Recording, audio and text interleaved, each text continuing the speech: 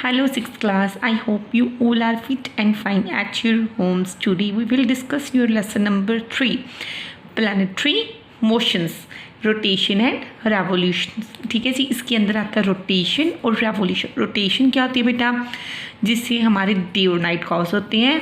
Revolution क्या होती है? जिससे सीजन्स अक्कर होते हैं. Let's learn about. इस चैप्टर के अंदर आप पढ़ोगे rotation, circle of illumination, revolution, solstice and equinoxes.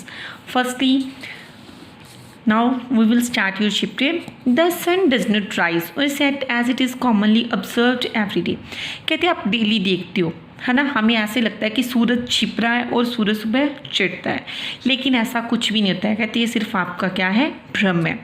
Just like जैसे आप एक बस के अंदर बैठे होते हो या ट्रेन के अंदर बैठे होते हो, तो आपको ऐसे लगता है कि भी जो ट्रीज़ है आपकी कार आगे तरफ, पेड़ क्या है पीछे की तरफ भाग रही हैं. सिमिलरली ऐसे ही it is the earth a planet, वैसे ही हमारी धरती प्लैनेट है. दैट मूव्स, जो हिलती है, एंड नॉट द सन. सूरज नहीं हिलता है, सूरज क्या है? वो स्थिर है. As explained earlier, the planets of the solar system have two distinct motions. ठीक है जी, वो हमने पहले भी एक्सप्लेन किया है मैंने आपको ऊपर, कि जो प्लैनेट्स हैं उसके ट्यू मोशंस हैं. वो कौन कौन से हैं? Rotation and revolution. They spin on their tilted from west to east except Venus which spins from east to west. कहते जो हमारी प्लैनेट्स है बेटा सारे चक्कर लगाते हैं ना, किसके आसपास? सन के आसपास चक्कर लगाते हैं. ओनली कहते हैं वीनस ही ऐसा प्लैनेट है जो ईस्ट टू वेस्ट की तरफ रोटेट करता है. बाकी जो सारे प्लैनेट है वो किसकी तरफ रोटेट करते हैं? वेस्ट टू ईस्ट की तरफ. कहते ये सूरज की तरफ जाती हैं, दीर्घकाल में अपनी परिक्रमा करती हैं. ये प्लैनेट के ऊपर डिपेंड है कि भी वो सन के कितना पास है. जो प्लैनेट सन के पास है वो तो क्या है, कम डेज में चक्कर लगा लेगा. जस्ट लाइक मरकरी जो सूरज के पास प्लैनेट है, 88 डेज में अपना सर्कल कंप्लीट कर लेता है. जबकि नेपच्यून को सन का सूरज का चक्कर लगाने में 165 ईयर्स लग जाते हैं. रोटेशन क्या होती है? दैनिक गति.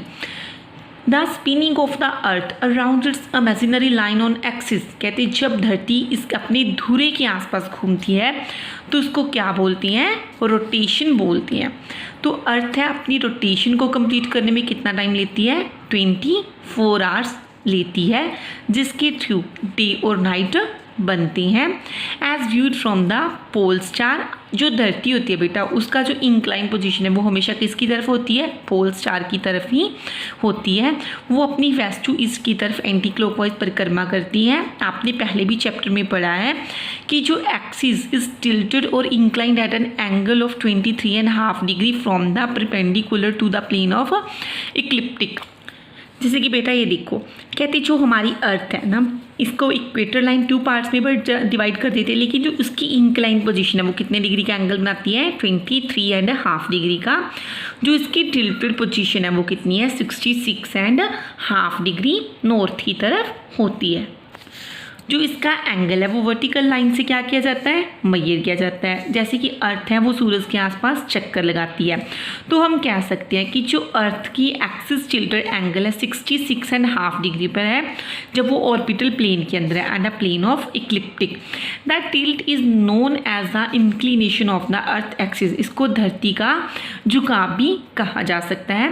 That tilted axis always remain pointed towards the pole star. कहते जो हमारी धरती है वो हमेशा किसकी तरफ झुकी रहती है? पोल स्टार की तरफ झुकी रहती है. वाइल मूविंग अराउंड द सन, चाहे वो सूरज के आसपास परिक्रमा ही कर रही होती है. कहते सोलर सिस्टम पूरा जो हमारा सूर्य परिवार है कंप्लीट इट्स वन ऑर्बिट. वो अपनी एक परिक्रमा करने में मिल्की वे गैलेक्सी की कम से कम 26,000 ईयर्स लगा देते हैं, जिसको क्या बोलते हैं? कॉस्मिक ईयर बोलते हैं, जिसको ब्रह्मंडीय साल बोलते हैं. Both tilt and orbital path are fixed.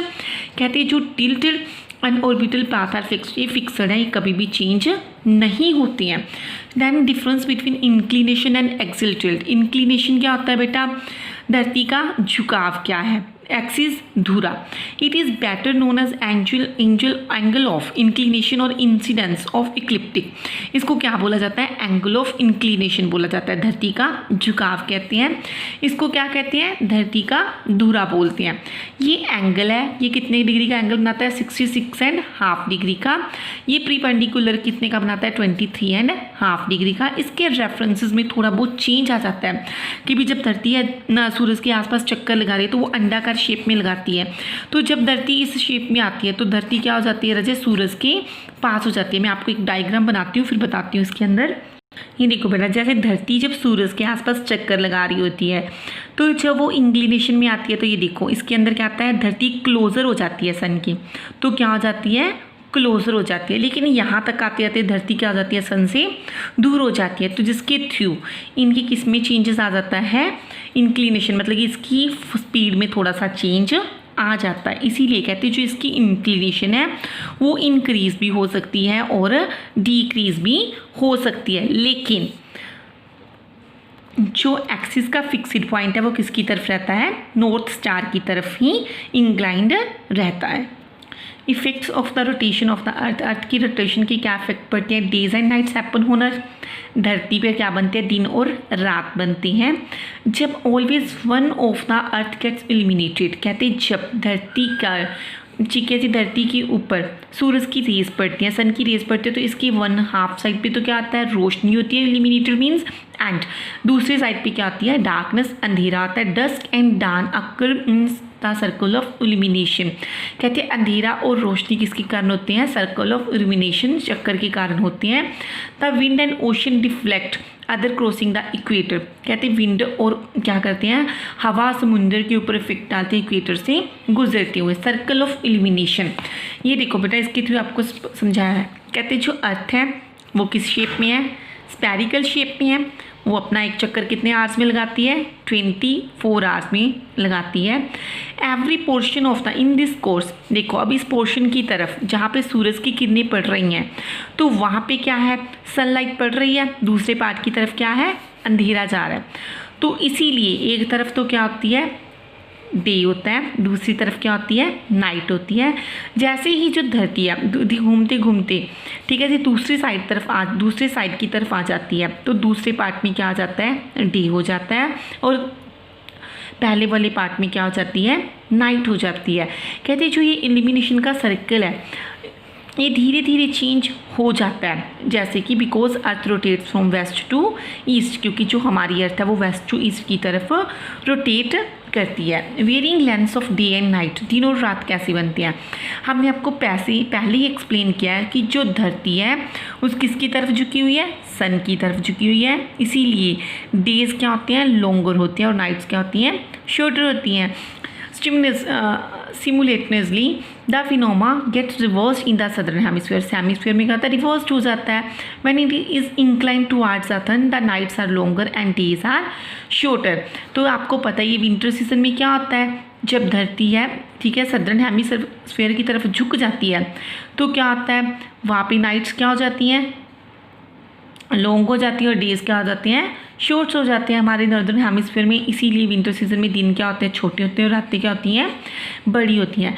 The effect of N inclination goes on increasing, कहती है अफेक्ट है इंक्लिनेशन का, झुकाव का, ये बढ़ता रहता है जैसे कि आप पोल्स की तरफ जाती हो। There is longer duration of the days और नाइट्स, कहते हैं दिन और रात का झुकाव बढ़ता है एट हायर लैटिट्यूड्स के ऊपर। फॉर दिस वर्जन, इसीलिए ही नॉर्वे को क्या बोलते हैं, लैंड ऑफ मिडनाइट सन कहते हैं। But at the equator, equator की तरफ क्या होता है, length of day and nights are equal, वहाँ पे दिन और रात इक्वल होते हैं। 12 आवर्स की क्या होता है, वहाँ पे दिन होता है, 12 आवर्स की ही नाइट होती है। Because the sun shines vertically at the equator throughout the year, क्योंकि सारा साल जो सन की रोशनी इक्वेटर पे क्या पड़ती है, वर्टिकली, बिल्कुल सीधे ही रूप में पड़ती है। अब आता है रेवोल्यूशन। रेवोल्यूशन क्या होता है, वार्षिक गति। जैसे कि धरती धुरे के आसपास चक्कर लगाती है तो वो 24 आवर्स में क्या कर लेती है, अपना डे और नाइट बनती है, जिससे डेज काउज होती हैं। लेकिन जब धरती इलिप्टिकल ऑर्बिट लगाती है तो इस मूवमेंट को क्या बोलते हैं, रेवोल्यूशन बोलते हैं, यानी कि वार्षिक गति बोलते हैं, जिसके थ्रू कहते हैं धरती और जो धरती है वो अपनी कहते हैं पोजिशंस चेंज करती रहती है, वो सन के आसपास चक्कर लगाती रहती है। जब वो सन के बिल्कुल पास हो जाती है तो धरती की क्या हो जाती है, स्पीड की परिक्रमा बढ़ जाती है। कहती जो अर्थ है वो सूरज के आसपास चक्कर लगाने के लिए 365 डेज एंड 6 आवर्स लेती है, और जो 4 आवर्स है वो धीरे धीरे क्या करते जाते हैं, लीप ईयर में ऐड करते जाते हैं। इसीलिए फेब के मंथ में 29 डेज हो जाते हैं, जिसको हम लीप ईयर बोलते हैं। कहते जो धरती है, धरती और सूरज के बीच जो डिस्टेंस है वो कितना है, 149 मिलियन स्क्वायर किलोमीटर है। कहते 3 जैन को जो अर्थ है वो सन के बिल्कुल पास हो जाती है and a distance of 147.3 million kilometre का होता है and is said to be perihelion. इसको क्या बोलती हैं? पेरीहेलिन बोलते हैं, यानी कि इस टाइम के अंदर जो धरती है वो सन के बहुत पास होती है। जब धरती सूरज से दूर होती है वो कब होती है? कहते हैं 4 जुलाई को सबसे ज़्यादा दूर होती है सन से, और उसकी दूरी कितनी होती है? 152.1 मिलियन किलोमीटर, और इसको क्या बोलते हैं? एपिलियन बोलते हैं। इसको क्या बोलते हैं? एपिलियन बोलते हैं।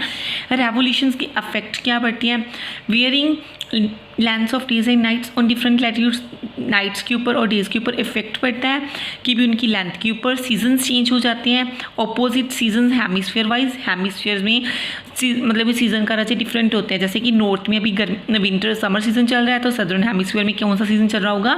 विंटर सीजन चल रहा होगा। Varying surface temperature of the earth, earth की अलग अलग सतहों पर अलग अलग टेम्परेचर होता है। Changing surface temperature, there is a great variation between land surface and ocean surface temperatures. Landmass particularly pure lands heat up and cool down quickly as compared to water bodies. कहते हैं इसमें लैंड सरफेस और ocean surface में क्या होता है? बहुत changes होता है टेम्परेचर्स के अंदर। लैंड मासेस जो भूसतल होती हैं, कहते हैं जिसमें बंजर ज़मीनें होती हैं, वहाँ पर क्या होता है? अगर वहाँ पे सनलाइट ज़्यादा पड़ी तो वो एकदम से गर्म भी हो जाते हैं, लेकिन रात को वो बहुत ज़्यादा जल्दी ठंडे भी हो जाते हैं वाटर बॉडीज़ के कंपेयर्स में। Most of the tropical areas are located near water bodies. कहते हैं जो हमारे ट्रॉपिकल एरियाज़ है किसकी नियर लोकेटेड है? वो वाटर बॉडीज़ के लोकेटेड है। वो ऑल दो they receive high solar radiation, ये सारा साल कहते हैं सूरज की बहुत गर्मी क्या करते हैं, सूरज की रेडिएशंस बहुत ज़्यादा किरणें को रिसीव करते हैं, इसीलिए वहाँ पे डे और नाइट के टेम्परेचर में हल्का सा चेंज ही देखने को मिलता है। लेकिन जो मिड लैटिट्यूड जोन्स होते हैं वहाँ पे जो सूरज की किरणें हैं कम पड़ती हैं, तो देयर आर शार्प वेरिएशंस, इसीलिए वहाँ पे डे और नाइट के टेम्परेचर में हमें काफ़ी डिफरेंस देखने को मिलता है। These differences in surface temperature have a great impact on the funny months off season, जिसका सीजन्स के ऊपर इफेक्ट पड़ता है। Large fluctuations in the day and night temperatures take place in a year. There are just 2 seasons on the tropics as against 4 in the mid latitudes and just 2 at the poles. कहते इसीलिए these differences in surface temperatures, कहते हैं इसके क्यों?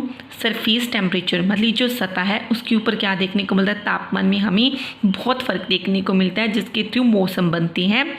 और ये मौसम day और night temperature takes place in a year, जिसके थ्रू दिन और रात की क्या होता है? टाइम में भी फ़र्क पड़ता है। कभी तो क्या हो जाता है? डेज बड़ी हो जाती हैं और नाइट्स क्या हो जाती हैं? शॉर्ट हो जाती हैं। Therefore just 2 seasons on the tropics, इसीलिए क्या आते हैं? ट्रॉपिक्स के ऊपर 2 सीजन्स होते हैं। 4 इन द मिड लैटिट्यूड्स, और मिड लैटिट्यूड्स में कितने होते हैं? 4, again just 2 at the poles. और जो पोल्स होते हैं वहाँ पर भी क्या होते हैं? 2 ही सीजन्स होते हैं। Thank you all of you. Tomorrow we will discuss about the cycle of seasons, कि भी जो मौसम है वो कैसे बनते हैं, एंड सोल्स्टिक्स के बारे में डिस्कस करेंगे।